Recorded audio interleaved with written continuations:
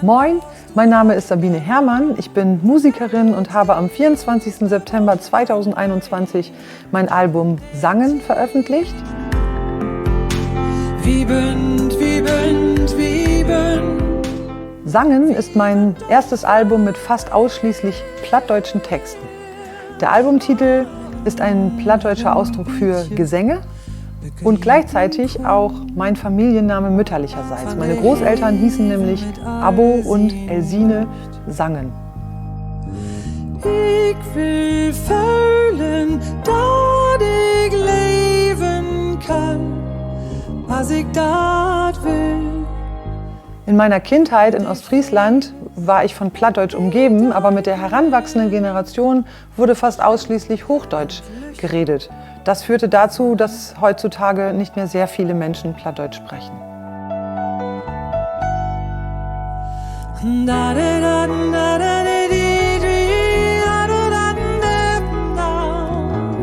Plattdeutsch ist ein wesentlicher Bestandteil unserer norddeutschen Kultur und ich möchte mit meiner Musik erreichen, dass auch ein jüngeres Publikum für diese Sprache sensibilisiert und begeistert wird.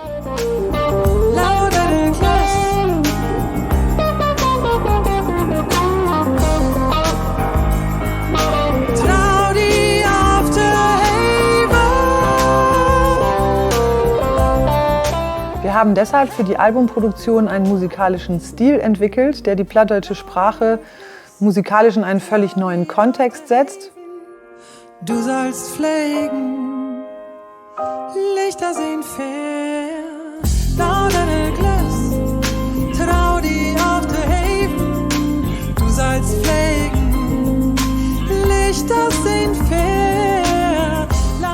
Entgegen der Vorstellung, dass Plattdeutsch eine primitive Sprache ist, möchte ich den Zauber dieser Sprache herausarbeiten und zeigen, dass sie sich wunderbar für lyrische Texte eignet.